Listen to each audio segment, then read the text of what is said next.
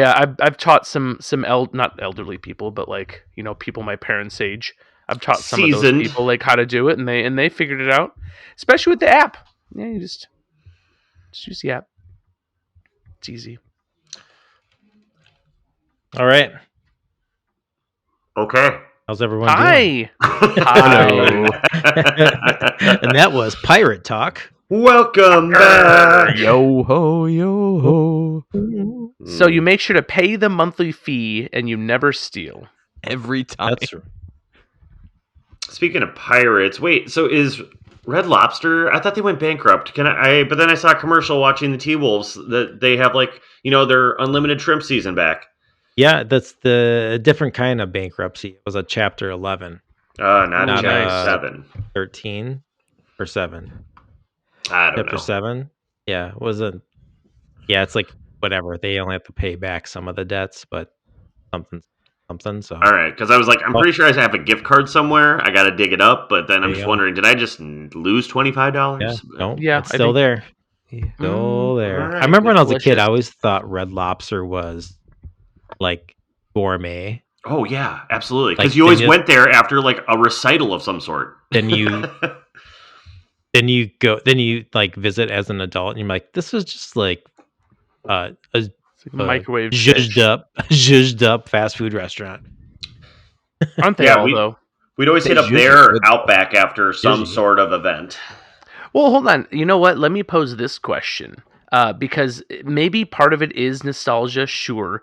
But I think in the last 10 or so years, there's been such a push towards profit and cutting corners and increasing margins that I wouldn't put it past the Red Lobster of old to have maybe had some decent cuisine. But then over time, they're the corporate overlords that are trying to make their bonuses and increase margins and profits are the ones that are like, oh, real butter? No. Why don't you save $10 a month on your butter cost and use this hydrogenated oil? And real fish? No, let's use imitation for X, Y, and Z because no one will notice, right? Casey, and then you're over probably time, onto it something, becomes man. trash. No, I think Oh. that's true for a lot of shit in America, especially chains. Because let's think about this. Like late 80s, early 90s, like when probably was our peak time for Red Lobster as when we were growing up. Yeah, there's no way we were cutting costs then. Like we couldn't make the imitation things then. We had to go real. Well, in question, didn't the Red Lobsters of old have the damn tanks? Oh I don't think they even had the tanks anymore. Oh, well, that's probably just like a PETA thing, I bet. Like, they have the tanks. They're just, in the back of the house. No, I don't think they're even fresh lobster anymore. I bet they're like frozen or some shit. Oh yeah, Casey, you are so right. Cisco, I baby. remember when this happened to Buffalo Wild Wings, like 2014. I distinctly remember the wings were phenomenal. The sauce was amazing, and then they went public, and I couldn't even connect the dots at that time. But I remember like a couple months later, just going there and thinking, why does this suck? Like these are not as good. What is going on? And I think you could used to be able to order them by the number, but then they changed it to like a size, like small, 10, medium, large, and it's 16, like, you get 24. somewhere between 10 or 12 wings. It's like, oh, I see. You're giving me an exact weight so that you're making margin. I get it. Great. Yep, you always got to find ways to, right, make your profits increase, to make your shareholders happy. Yeah, so that they get their returns. Everyone expects like 100% plus return. Well, it's exponential growth. It's Yeah. like nothing can grow forever, but they expect everything to grow forever. This just makes me think of, did you guys see that McDonald's movie with Michael Keaton? No, I wanted to though. The founder or whatever, Yeah. and how basically it's exactly what you're saying. Like the original guys at McDonald's were like, almost mom and pop, if you will, and making it like it's good, it's fast, but like it is like it's wholesome. It's like 100% beef. It's all this, and then as soon as Michael Keaton's character takes over, it's like, what, ice cream in your shake? That's ridiculous. We can make it out of a powder and water. And so it's just, I don't know. It's kind of weird. But yeah, it kind of makes your point. Right. And like, let's see if people really notice the difference. And the people that do notice the difference probably don't, come here enough anyway. They're coming to McDonald's. So Oh, 100%. they're just going through the drive through and then they get down the road. I mean, ask for their money back now. But dude, I seriously, so I hit up Chipotle yesterday for the first time, and I don't know when. Like, I feel like because anytime I've gotten Chipotle, I think it was a work thing, so I didn't pay for it. But a burrito and chips and queso was like $18.75, and I could not believe it. I had to do a double take, and I was like, and it's not worth it. It isn't. I don't want to go back. I don't want to go back anymore. No. I'm like, all right, well, I'm getting this quick because I was meeting a buddy, and it was just, I was doing it, and I committed, and like, hey, I watched them make my burrito. It's going to be delicious or good enough, but I'm not going to come back for a $20 burrito anymore. Holy no. Hold on. You're really close to this place on like over by that Menards in Richfield off of Nicollet. What is it, Andale or across the street? Man, right across really the street. That one that was in like awesome food for like $10. Divers, Dine-ins, and Drives or whatever. Oh yeah, dude, it's so good. We actually just had it like last week. I'll just get sides of their meats and make my own tacos at home, but you can get their taco plates and junk. It's like I said, $10. It's better than Chipotle. Well, even like Chad, that grocery store off of 66th Street, I used to go in there and just get the guac. Oh, that place is dope too. Yep. Yeah, I love that place. Great. They have awesome, like if you want to pick up some awesome like nachos, go there. Or they used to like make their own nacho chips, tortilla chips. I think that's really what it is, though. You just got to avoid the chains. You go to the mom and pop places because they actually care. It's their reputation at stake. When it's a chain, they don't really care. It's the CEOs don't care that people don't like it. You showed up, you spent your money. It's too late now. Yeah, and it's just like something like a familiar spot to go for, people that like go from suburb to suburb, or you're traveling across the country, or you fly in somewhere. It's like, oh, there's that place that I see everywhere. I'm going to go there because I know what I'm going to get from there. God, okay mediocrity, expected mediocrity is better than the unknown. I wish this was our intro to the movie Idiocracy, but it's not. Idiocracy. I did just watch that to go to bed the other night, and God, the movie's almost hard to get through because it is so dumb, but it's also so realistic. I don't know. Brought to you I'm by seeing Carl's a lot of Jr. the signs. Brought to you by Carl's Jr. Well played, Jed. Well played. Hashtag not a sponsor. All right. The movie time machine time. Speaking of scary things. Do this? All right. So after 2 months, welcome to Movie Time Machine, your retro movie review and pop culture podcast where we take movies from the past, relive them in the present. I'm one of your time machine hosts, Chad, and joining me this evening is our living encyclopedia of movie knowledge and NES art collector, James. I would have loved this movie. I would see it as an espionage NES game, kind of or maybe a PlayStation 1. It'd be like Metal Gear, but the espionage, trials. But you play it from the alien's perspective. Oh, yeah. Kind of like, what was it, that game, The Blob? The Boy and His Blob? I don't think I know that one. No? Okay. Maybe that was a Sega Jam. All right. And he's our tech guru, internet web surfer, Mr. YouTube himself, Casey. You forgot to add the loud howler because not just 3 minutes ago I watched my man Anthony Edwards miss a 3-pointer to tie the game and we lost. That is a bummer, but A1 since day one. He's my boy. Boy. And finally, host of the Midwest Mountain Sports Report, Mr. Fish Wrap Factory himself, and Survivor loyalist, Jamie. What's up? I have Anthony Edwards on my fantasy team, Casey. Almost had 3 more points. Fantasy. Dude, basketball is the worst, and it's not close because these guys are always hurt or load management. I don't know why I play fantasy basketball, but still fun. Yeah, I don't know. I'm 3 years now out of fantasy. Well, I only played fantasy football. There's no way you're going to get me to play any other fantasy sport. I love the game more that I'm away from fantasy football.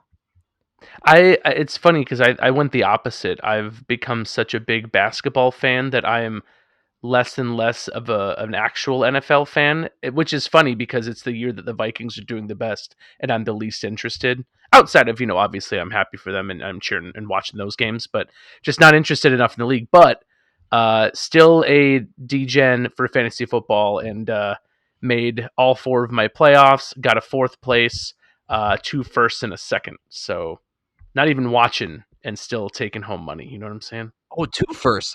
You were I projected not to squeezed win, 2 Casey. first. I was projected a big dog. I ended up winning 1 game, literally winning the game by a point because Brock Purdy got injured on that last drive. Had he continued that drive, I would have lost because I won by 1 point because he got hurt and stopped scoring. And to So, out there, insane luck. to all you people that play in leagues and have your championship game during the final week of the You. season, you guys are going to prison someday. Yep, Yeah, that's you're blasphemy. crazy. better. Who does You that? better. Who does that stuff? Unless you're a true degen where like it really doesn't matter the last week, that'd be hard. You get there and then your whole team is not playing.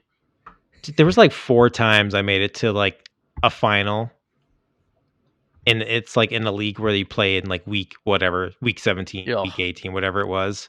It's just like you have to just basically like tear down your entire team Mm-hmm. and just like hope you get lucky on the waiver wire. No, but I'm not salty. No money involved, so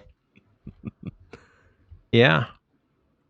Guys, before we get to our movie of the week, I know we're kind of crunched for time tonight, but that's okay.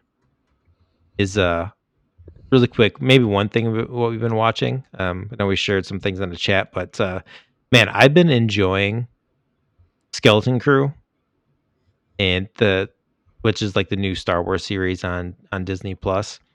And I don't want to speak too long about it, but it's so fun. It's totally just Goonies in Star Wars. Especially just watching Goonies again just a couple nights ago. There's like so many scenes like, oh, they totally just grabbed this from Goonies and made it Star Wars. It's just so awesome, so much fun. And that show has become like our family ritual now on Wednesday nights, is to watch Skeleton Crew, the family. So the boys enjoy it. My wife enjoys it. It's just all of us together as a family now watch that, and it's been so much fun. You don't really need to be too tied in any Star Wars lore. But that's been great. But James, I know you've been watching 100 things. I'll just limit it to one. I'll have one recommendation. So Yeah. I watched the movie, and also going in blind. I only knew one thing about the movie, but Juror number 2. It's on HBO currently. It's Clint Eastwood's latest directorial movie, which to get that guy, man, let's look. He was born in 1930, so do the math. He's almost 100. I know, and he's. I mean, he like goes. I recommend this movie. I highly do. Clint still got it. He still got stories to tell. Okay, let's be honest. Like, how much has he actually directed in this movie? I don't know. Clint's a pretty artistic guy. Like, he might have been storyboarding this for a while. I don't know if it's based on a book or not, but anyways, it's pretty good. It's got Nicholas Hoult, Toni Collette, J.K. Simmons, Kiefer Sutherland, and yeah, it's just guy ends up on a jury, normal family man, and ends up with some struggling with some serious moral dilemmas and such. So, but yeah, I walked in blind, and I feel like you guys should too. So just go see Juror number 2. Wow. Sweet. Jamie, what have you been up to? So I found my Nintendo 64 buried deep in my closet, dug that sucker out, and set up GoldenEye. Oh my Been God. loving that. Playing through GoldenEye, and then I found that it was on Prime, so I watched GoldenEye from 1995. I'm a big Bond fan, but I haven't seen a James Bond movie probably a couple years. I think the Does last it hold Daniel up? Craig one. Dude, it was so much fun. I was expecting it to be awful. Like, the Pierce Brosnan run is not my favorite run of Bond, but that movie is great. I don't know why. I don't know if it's just the nostalgia coming into play, but it's a little wacky and over the top, but I think that's why it hits for me. So, yeah. I always wonder GoldenEye, with still fun. people of a certain age, I would say us. I'm just curious, you watch a movie like GoldenEye, or even like a Sylvester Stallone or Arnold movie, and the one-liner of camp is coming, and we just kind of laugh it off, and it's fine because we expect it. But anybody else watching it, like my nephew who's 18 watching it, is he gonna be like, "What the F is this?" Yeah, I agree. I would love to know, because I'm fully on my "this is awesome" hill here, and I'm totally willing to acknowledge that I could Like be where they're wrong. like, all right, James, make sure you stay on a top of things, and on the top is her like the Russian girl's last name. She always did love a good squeeze. It's so good. Did you? Bond has never moved the needle for me at all. It just kind of anyway. But was listening to a podcast with Tarantino and James Avery. Oh, Roger Avery. Roger Avery, yeah. And I can't remember the name of the podcast together, but they were talking about the movie Moonraker. Have you seen that one? I haven't seen that one. It's been a long time. Yeah. Yeah. Oh yeah. With But Jaws. that one's like Bond set in space. Yeah. Oh yeah, dude. Yeah, dude. Jaws comes crashing down like a satellite, if I Talking about it, I was remember. like, this doesn't even sound real. It was like That Like a might be parody their, almost. yeah, that might be their most jump the Bond shark movie. Oh, for It's sure. probably Was Moonraker. that Roger Moore? I think it was Roger Yeah. Moore. Yeah, Roger Moore. It said because everyone was like popping out because like Star Wars, came out in 1977. Then like they said in 1979 there was like this unleashing of all these like Star Wars inspired movies, like things in space, and that's why we got Bond because of Star Wars. Sounds about right. I can't Yeah. wait till we have I believe Pixar that. Bond. Pixar Bond, yeah. Casey, what have you been up to? I'm in that same vein as Jamie. A little bit of nostalgia gaming. I fell deep down into the rabbit hole of emulation on my Steam Deck. Ooh, right? yeah. So trying to get a bunch of Nice. old things to run, and the reason actually it all started from a single thing. I wanted to replay Ocarina of Time. So I, spent obviously a week or two just tinkering on this stupid machine to set up emulators and whatnot. Finally get it, just right. And if you're a tinker like me, you'll understand when I say that I spent weeks doing it. It was almost just as fun as playing the game, is tinkering, right? Yeah. Get the game going, and then I realized that I'm not sure how to map the right controls because the stupid Nintendo 64 had the weird C buttons. Oh, And yeah. so I was like, oh, how does this map? And at the time I didn't want to tinker. I was like on the couch at my in-laws and I was like, this isn't the time to tinker. So I just put it away. Well, I'm lamenting to a friend of mine and he goes, oh, why aren't you using Ships of Harkinian? And the look on all of your faces is the same I had because I said, well, what the heck are you talking about? I've never heard of this in my life. Ships of Harkinian is a group of developers and modders who were able to like reverse decrypt the ROM file for Ocarina of Time. So they essentially have the source code to the original Zelda Ocarina of Time.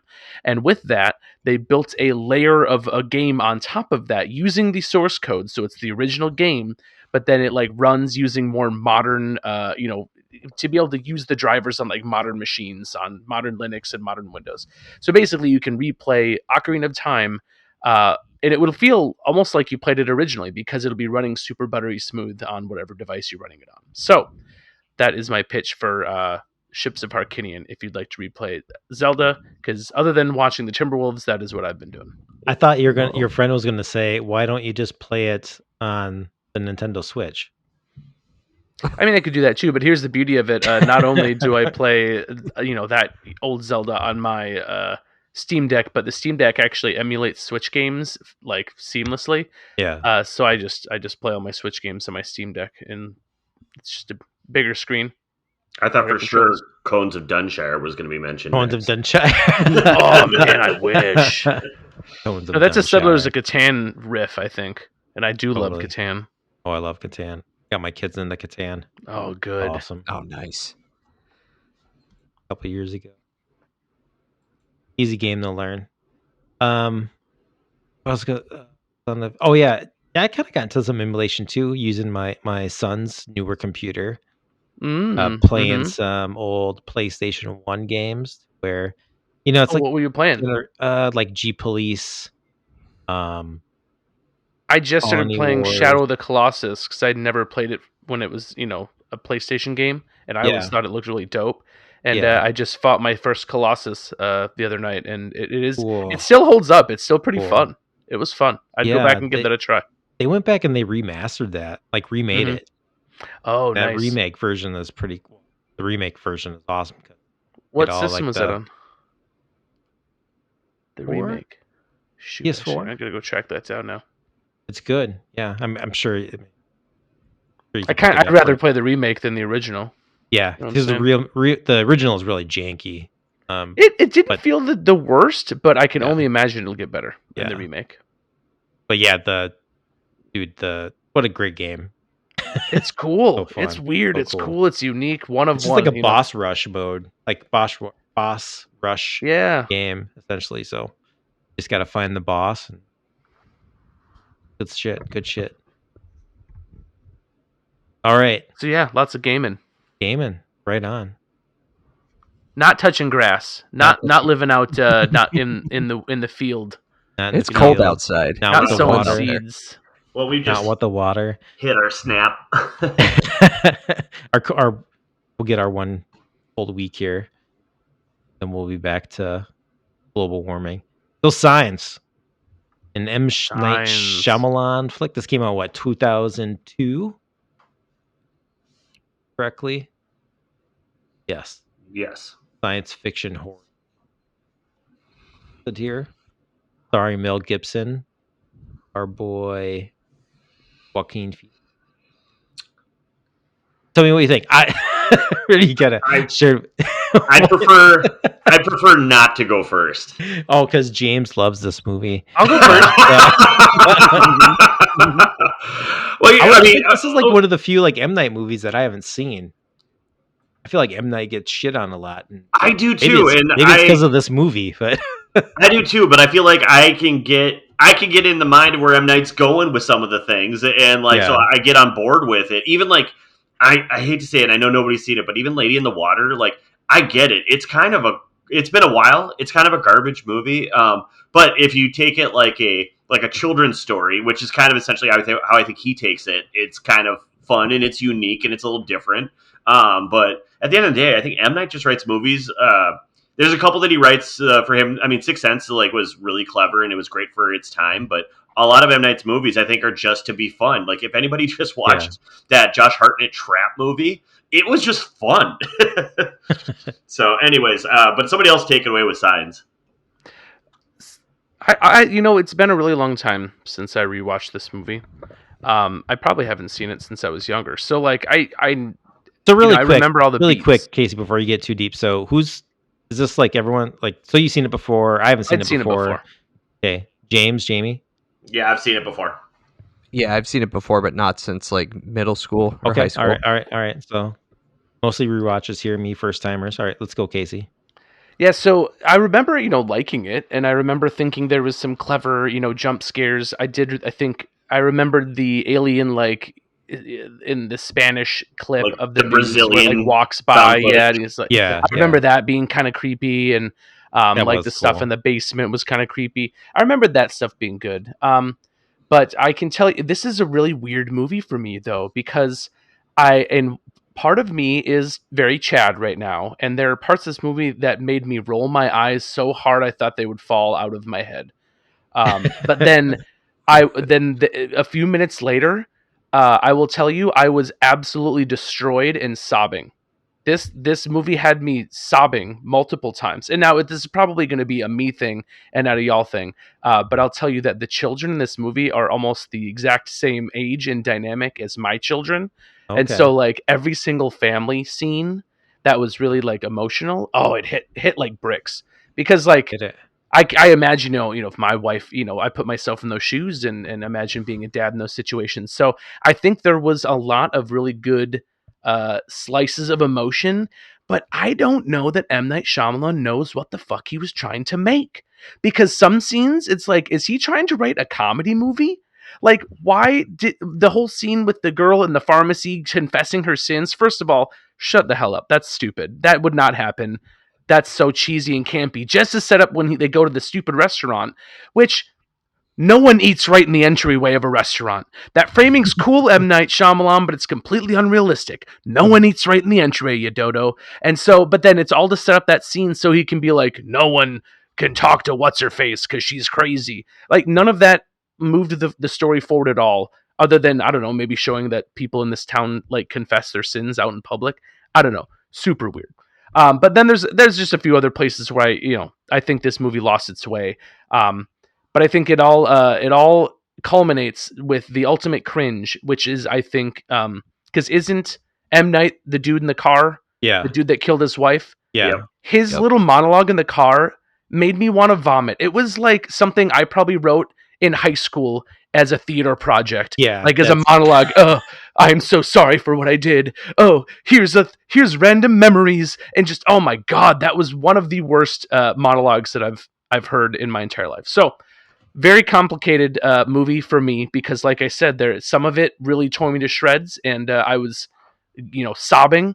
But then other times I wanted to vomit because it was so cringeworthy. So here we are. 2.5 maybe on Letterboxd. 2.5. Yeah, I would probably agree. Yeah, that was a scene too for me personally. I was like, oh, okay. Like I was like waiting for it to like hook me. Yeah. And it wasn't. But I mean, I only watched it once. I didn't like even try to go back and like rewatch some parts. I kind of wanted to, but yeah, I mean, I like some of the jump scares, like you said, like the alien, like that TV clip, like the kids seeing that alien. I thought that was cool, but man, I don't know.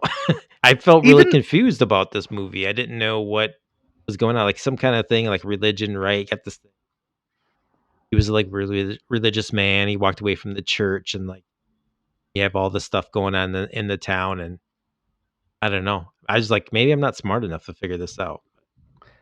No, I don't think it. I think that's the metaphor. He lost his way in life, Yeah. and his way being religion, I guess, in this aspect, and going through this trauma helped him find it. I don't know. It's just it's strange. It's a weird ending because this was one of my biggest issues with it in a film that I still liked and was, still kind of mixed on. Was so they're setting up this whole thing of Mel Gibson finding his faith in the end, but then what are these aliens? Are they like arbiters from hell? Like, do they not have a god? Like what are you saying? Yeah. No, hold on. You know what I think? Here, I actually think there's an explanation here. I think this is the one part where I was like, oh, okay, I guess that kind of makes sense. I don't think it explains why he becomes religious again, but it's all like, you have to see signs. So to him, it was like, your wife was hit, and her last words were specifically spoken to you to save you in this moment. Yeah. Right? Doesn't Yeah. matter where it's not God or whatever. He just decided to go be a priest again, I guess, afterwards. But I think that kind of made sense. It was like, oh, the whole movie's setting up for these 3 words. Now, when you figure but that doesn't explain why, when you figure out that their weakness is water, why do you keep swinging the bat? Just dump fucking water on this thing. Like, what are we doing here? Yeah, and that's the thing too. Like earlier in the movie, like the girl with like all like the thing with like the glasses of water everywhere, and I was like, oh, it's gonna be just because it's M Night too. Like I was like, set that it's gonna up. be something with the water. It was like little things like that throughout the movie where I just felt like it was kind of like ham-fisted. Like. But that's when you say you're not sure you're smart enough. No, you're fine, dude. It's that ham-fisted. It is. It's not. It's not some hidden thing. It's very, Yeah. very much in your face. Like, I'm 14 and this is deep type of stuff. Right. Total like junior high school like acting. Yeah, school. it feels like he wrote it in high school. Yeah. Yeah, I don't want to keep shitting on it because it's, like I said, it hits in some places. It's not the worst thing I've ever seen. Yeah, But and like, honestly, it too, felt I like don't he doesn't wanna know what sit he's here- trying to write. It's not a horror movie. It's not a dark comedy. Yeah. It's not a family drama. But he tries to hit on all those notes. Yeah, totally. And I think I feel like I shit on a lot of things, and most of the time, I'm always like, what? Like things that I don't like. I'm always like, is there something in this that I just don't get? Like what am I missing? Like, especially if it's something where other people like really like it, then I'm just like, fuck is wrong with me? What? I'm trying to like make the. It was always a try to moment in make. time. Yeah, I know. If Yeah, you missed the moment in time, I think exactly, that was part of it exactly, too. Exactly. I That's could never watch The Room because I missed that moment in time. I'll watch it and go, this is stupid. Like, I'm not going to enjoy it. It's a bad movie, right? I missed that window. The Room or Room? The Room, like The the Room. Tommy Wiseau movie. Well, hi, Mark. Yeah, like Well, I hi, get it. Mark. It's cheesy and memeable, but I don't think Yeah. I could sit and watch that whole thing. I would probably Oh, just no. want to barf. Eat yourself with it. Yeah. Yeah. Well, and Casey, I'm going to jump off of that moment in time thing, because if there's anything, and like I said, my feelings on this are mixed. There's stuff I love, there's stuff that I could do without. But what I want people who haven't seen this, or who didn't see it in time, to realize, and not just you, Chad, like I'm thinking more like if there's any kids who are listening who are like, what is that? Is like, this was such a big deal when it came out. He was like supposed to be the new Steven Spielberg. This movie made $400 million on a budget of $72 million. You have Mel Gibson, who was huge. Before he was your QAnon uncle, everyone loved him. And you have Joaquin Phoenix coming up as a big actor. I mean, like, everyone wanted to work with this guy. And this was like before all the stuff we know about, like, UFOs are in the news now. Like, this is real. This was before, this was like X-Files era of like, I want to believe. So I want to underscore that like, this movie was huge. And I even remember just like all of the copies at Blockbuster, because everyone was renting it. Everyone wanted to see Signs. And he, and what I did really like, he's like, Shyamalan is so good. And I love everything early in this movie. He's so good at setting the scene. He's like the 1980s Russian hockey team. He's Stephen King. He's so good at setting it up. He just can't stick the landing, except for The Sixth Sense. So it's well said. So that's the one thing I wanted to make, is like, this movie was so, and that's what I remembered, having not seen it in such a long time, was like, oh yeah, this was a really big deal, just like within pop culture. And whether or not it holds that water, I don't think it does now, but back then people were talking about this like crazy. Well, and that's what's funny to me, like, Jamie, the way you said it is because the way I look at this movie is, this is very much a Alfred Hitchcock-esque movie, like all the way from the beginning credits all the way to the end. Like, they're trying to do this Hitchcock thing, and Hitchcock, is kind of more known for. I mean, I get it. You watch The Birds now, like if you can't get yourself in the mindset of when it was filmed and everything else, like, you're not going to be in it. But it's still a very, very good movie. I also, like, when you shouted out like who was in this movie, like, I want to give a shout out to Miss Abigail Breslin. This was her feature film debut. So like, and I think she kind of crushed it in there. I also want to say that I always like the idea of the movies that could have been, the casting calls. Originally, Paul Newman was offered the role because they wanted an older person, more grandfather-esque person. So Paul Newman and Clint Eastwood both denied the role. And also Mark Ruffalo was supposed to play the brother, and he had a medical issue, so Joaquin stepped in, which also, like, you take all those different actors and jumble them up, like, very, very different feeling movie to me. When you get those guys in there, and maybe the writing would have been different too. So who's to say? But I definitely like the cast in this. I think, like, Casey, the way, as a father and like with kids the same age, I love how it gave you the feels, because some of those scenes, like the dinner table scenes, and even the simple ones where like Rory Culkin's like, do you got a bad feeling, Bo? Don't worry, I'll never let anything happen to you. Like, all these like little like scenes like of the family like wanting to protect each other. It's just so, like, I think they have like a lot of emotion in it. But then I get it. You get those comedy scenes where the old man is in the drugstore watching the soda commercials and is like, "This is all to sell soda." Like, there's nothing about aliens happening. But I think. But I think, like, in a lot of these movies, like, sometimes we get these movies that don't have any comedy in them. Like, so I think having a little bit of lightheartedness is good and is fine. But I agree with the cringe part you guys said about the M. Night part in the when he was confessing his sins, basically, to he should have like Mel. Not. That's another thing too. It's like, he is not great at acting. Period. So why would you put yourself in your own film in that role?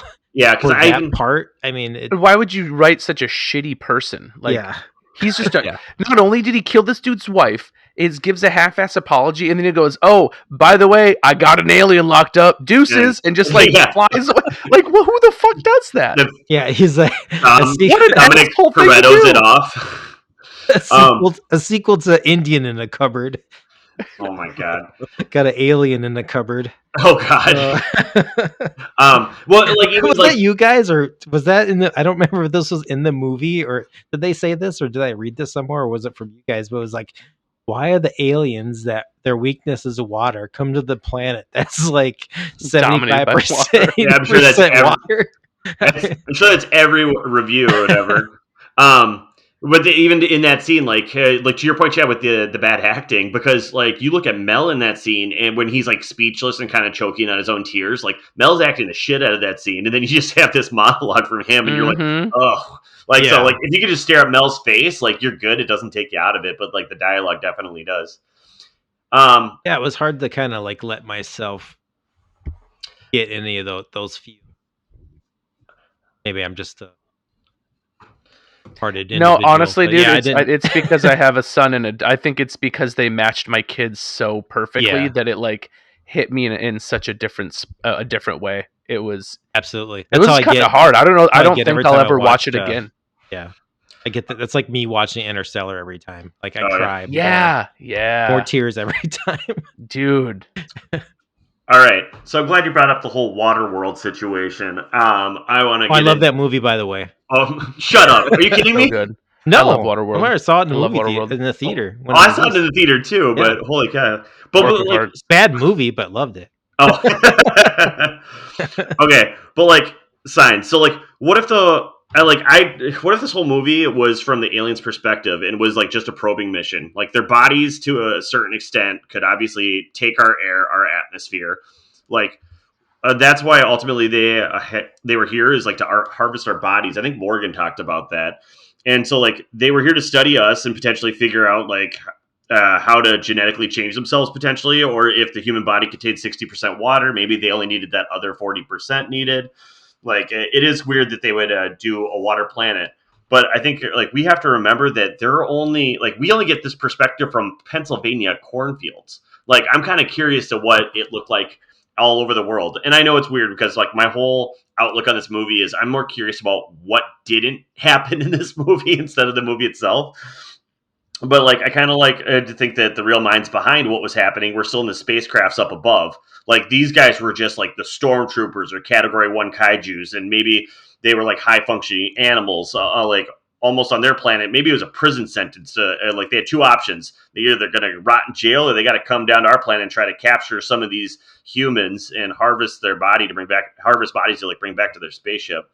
Like that's why a lot of them did die. Like they were, several of them ran away, and also their spacecrafts were cloaked. I'm guessing that they still were up in our airspace, and a lot of these guys were expendable, and it didn't really matter. Like they were just trying to get certain things, or certain, like, maybe just some humans or other, like maybe that was the distraction, and they were trying to harvest something else. I mean, here's the deal: Occam's razor, like simple. Hold on. I want to interrupt you for a second. Yeah. You're telling me that this species that figured out intergalactic travel can't make a waterproof suit? Here's the deal. Like that's what I'm saying is like they traveled this far, so like they traveled thousands of light years. Like that's where I'm like, this isn't over. Like I think these guys were the guys that were expendable, but also like I don't know, Case. Like think about if we went to another planet to get water because we ran out of that resource. Like what, guys in fucking NASA suits just popped down in the planet? No, these guys came down like this because they were all camouflaged in their skin and like are all stealthy and whatever they needed to do. I know, but like the whole thing was they started leaving because some people started fighting back with water. So like that stands to say that once they suffered casualties, they were like, "Yo, we're out." Right? So they weren't that expendable. And how do you have such technology and you didn't? Shouldn't they have scouted once or twice and went, "Oops, this water shit burns. Let's maybe make a suit." I don't know, man. It's all. Don't get me wrong. I didn't give it a 1. I enjoyed it. But like it was very ham-fisted setup with the water glasses and it tastes bad. It was just all kind of set up for that. And I get it, because I think to myself, too, like, knowing how it's going to go, I'm like, all right, so this fucker was walking through cornfields at night, and his skin wasn't burning from the moisture? There's no way. Like, I get it. But also... Did it not rain anywhere on the planet at any point during this assault? No rain anywhere? Plus, you're not telling me if this is anywhere actually happening, like all this fear across the planet, people are going to be looting stores. There's going to be complete, total chaos. Like the supply chains are going to be shut down. Like we saw what happened during COVID. What's going to happen when there's like fucking aliens on the planet? All I'm saying is that nobody gave H.G. Wells this much shit when his answer was, "Oh shit, they can't handle our air bacteria." Like, and they're like, "Oh, H.G., you fucking nailed it." Like, we didn't see that coming. Well, that could take time, right? That could take time. Illnesses could get into their body and infect them. If that alien burned when the glass of water fell on him, dude. There's enough moisture in the water that he would be always burning a little bit. Like, our planet is water. It's silly. It is what it is. And it's fine. It's going to stand the test of time, I think. We know where the Wicked Witch of the West came from. She came from this alien planet. She was green, water with her, like, end of story. That's why the movie Wicked... Anyway. Is what? And hold on. Before you can go on a Wicked rant, I do want to call out. I do think there was some decent cinematography and some good, like the sound. I thought was good. I thought the soundtrack fit really well. And some, like I said, the scenes that hit emotionally, I think it was because they were very well acted, and all of it kind of fit together really well. All right. Case, you're right. Mel Gibson did act his ass off. I thought that's what made me so emotional, was seeing some of the emotional in his eye. That's my problem with this movie, is I think there are some scenes that were like really good, and then stuff that seemed like, what the fuck is going on? Then dog water, just dog water. Exactly. All right, and like one more soapbox. No consistency. Okay, my last soapbox on this was, like, I mean, the fact that we're a blue planet and water affected them so heavily and it didn't register for them. I try to think of the silliest fucking things we spend millions of dollars on, and for them not to work because somebody forgot something small. I remember when, like, they were remodeling Targets, and remember, like, they, like, at the front of the stores, they set up the wood paneling or brown paneling, like, behind the Target logo. Yeah. And, like, all of a sudden what happened, like, was our first cold snap. All of a sudden, like, panels were falling off of the buildings because either the glue was never tested or the tiles themselves were never tested, and were, like, falling off as soon as it hit, like, -2 degrees. And, like, so they had to hire a company to come back and replace all of these that they just spent on all of these stores because something didn't work to the temperature gauge. I just, like, that's part of my thinking too, is like, the one guy, like, Carl, was like, "Carl, I thought you checked if H2O was going to be on this planet." He's like, no, blue stuff's Kool-Aid. It's fine.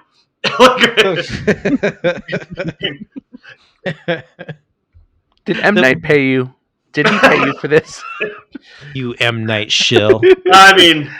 I'm kidding. I'm with you guys. Like, Jamie, I appreciate that you were like, I remember that this thing lined up Blockbusters, like, with all of its videos. It did. Because M. Night... It was a moment. Like, I think M. Night had his moments. Like, people weren't totally on board with Unbreakable, and, like, Signs, I think, brought him back in. And I don't know about anybody else, but I love The Village. And then after that, like, it starts getting a little bit crazy. I thought Unbreakable is awesome. I did not like this movie, but The Village, like, I thought that movie was so good. I remember, like, the group of people I went with, like, walking out, I was like, oh my God, that was great. Yeah. Underrated. And they all hated it. No, I agree. Yeah. And his acting got better in The Village. He was just the security guard at the end. Reading a newspaper. From the view of a reflection of a medicine cabinet. Oh, God. Speaking of acting, and James, I was just, and in the spirit of saying nice things about this movie, I was absolutely tickled pink by Joaquin Phoenix just playing a dumb jock. But he's such a good actor that, there's like way more to the character than that. But he never plays these roles, right? He's always these complicated, moody guys. So it was just a simple thing that I was like, oh man, I really like what he's doing here. And I wonder if this was fun for him too. Well, also, I like to think that, he's known to be method or whatever. So whoever he was dating at that time, because I think he's either dating or married to not Rooney Mara. Yeah, Rooney Mara. Right now, but like at the time, like this was probably the most uncomplicated, opposed to like when he was probably like the Joker for the last 2 years, like Oh, and like bringing all of that home with him all the time. can you imagine being married to the Joker? Yikes. Oh man, or like when he's being Commodus at home, like he's like, give Oh. me grapes.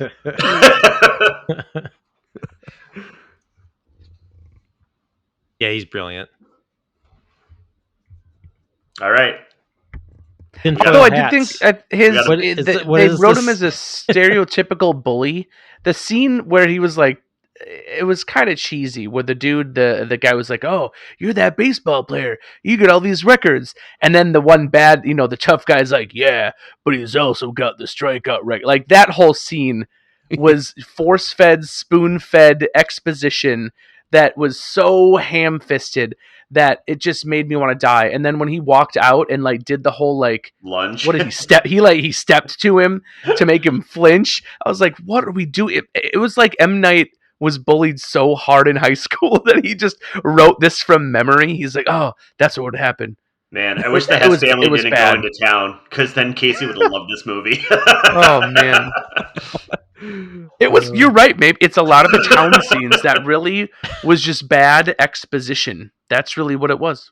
Yeah, I mean, he should have stayed on the farm and then went straight to space. Everything in the farm was pretty good. Just like Interstellar. Wait, did they go to space? Did I turn it off too early? That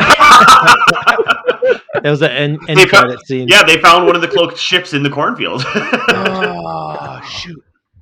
And ironically, it was powered by water. Damn it. Hydrogen. Water Deleted pressure. scene. Made out of tinfoil. Love it. I did that tinfoil hat scene, like just them sitting on the couch. Yeah. Like that. Love it. It's awesome. That was cute. That is a good one. Got to be up there for like my favorite tinfoil hat scene. Probably my favorite. If I had to rank them, number I one. made the list. Yeah, probably like 1 through 5. If you made sure. me rank them. Yeah. Yeah. Top 5. I like this movie. I think, like, even from start to finish, I remember seeing it in theaters, and as soon as the score happens in the credits, like, just like, I'm like, oh man, like I said, it just kind of gives these Hitchcock feels, and like, I was like, I totally got that too. I was into it, like, right at the gate. I'm not saying it doesn't have its flaws, but I did enjoy this one. What's your letterbox? What's Letterboxd out of? I don't know. I don't score things. Is it 4? Oh, what is it out of? 5. 5? Is it 5? Yeah. What's Okay, your my score? Letterboxd. I'll go 3.5. Okay. Yeah, I was You gonna say were I don't too know. far off. I don't want to go 4. I feel like 4 is almost too high. But yeah, I was gonna say, but 3.5, 4 is kind of where I'm at with it. I mean, let's be honest, I do own it and I do enjoy it. So I think it holds up for the period it was in and like that it's set in. It'll hold up forever, right? Everyone will watch this and go, "Yeah, this is a quintessential small town, farm town little place." Like it fits and it works. I think for that slice of time pre-internet, right? Yeah. This is a weird time for movies too. Like Mhm. this is like post 9/11, like really close Mhm. to 9/11. Oh yeah. And I just remember like my own experience. I just felt like this was like a weird time for movies. I don't know if it was related to 9/11. I just felt there was like a vibe. I don't know, this era, 2000, end of 2001. well, and I think it's fun. 3 or 4 years after. It's fun to watch movies like this and kind of be like try to assess like how much technology is being used. Like for this one, it was a baby monitor. Like there isn't very much cell phone. There isn't much internet situation going on, which also helps with that. Like there's a lot of TV shows and movies now that whether they're trying to backdate the story or just in general are getting away from this. So like the movie itself seems a little bit more timeless, if you will. So yeah. So are you saying like seems more timeless because it have like cell phones? Because it doesn't use a ton of technology on there. Yeah. Like I think even the pre-technology TVs movies hold up more. You think what? Pre-technology movies like this, I think, will hold up better because it's so easy to see the discrepancies and flaws when you go, oh, well, if they have internet, this and that, and what if they did this, right? But if it's pre-internet, which is, I think, kind of a big cutoff for these, right? If you want to Like, call it an oldie movie. We're coming off of the holidays, I get it, but nobody questions Home Alone. Right, right, because of the era, it's pre-internet.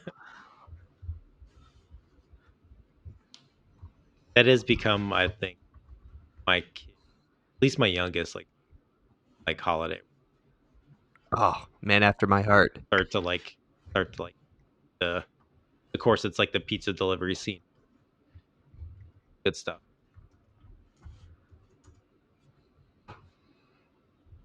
All right.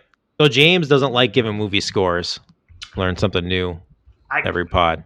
I just know, like, you guys, I feel like, because, like, you guys actually rank your movies when you watch them. Is that not accurate? I feel like you guys always have a Letterboxd or an IMDb ranking or something going on. I just, out of 5, I don't actually keep track. If you gave me a, Chad, if we were like, hey, out of 5 stars or 2 thumbs up, what are you giving it? I'll be like, I'm giving it a middle. Giving it a middle finger. Giving it a middle finger. I don't, everything doesn't always for need someone a score who watches, either, for someone who watches so much, I would have thought you would have like a letterbox to keep track of like what you've seen and what you thought, because you're a connoisseur, man. You're the encyclopedia movie knowledge. I do have, I mean, on my IMDb app, I do have like my lists of like. Oh, okay, sweet. So like if it's like one that it was like, hey, this was my favorite this year or whatever, I do add things to lists. But the weird thing is you're right. That might answer my question. I've been trying to figure out on IMDb how to reshuffle the list, kind of like how you make a playlist. And I'm like, oh, I want this at the top.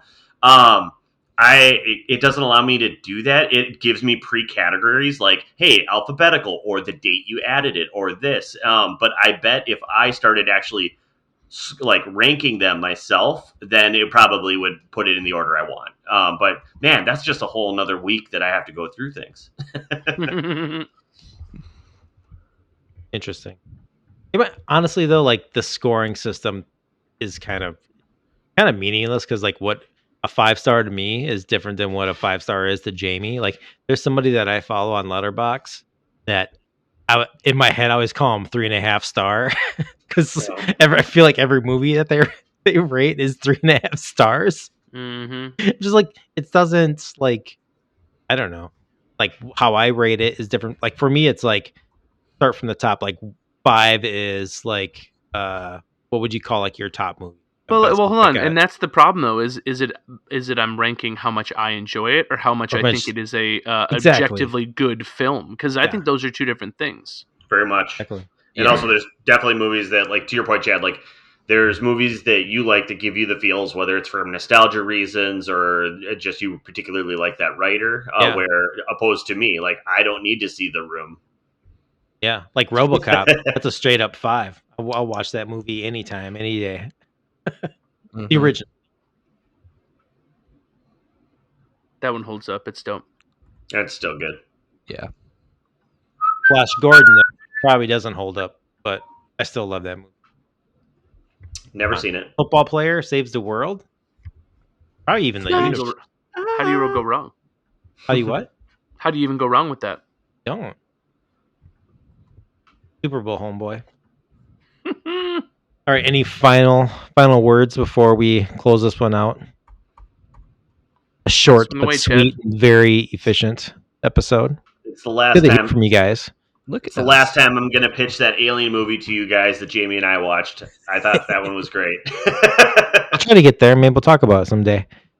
But I mean, we got all 4 of us together. How awesome is that, huh? Love it. That's made it through the holidays. Yeah. And I do appreciate it, because even when it was like intermittently, like I'm like, no, especially with this movie, I'm like, no, somebody else is going to add something to it. Like everybody here adds something to it, and I wanted to wait. I kind of in my head, like I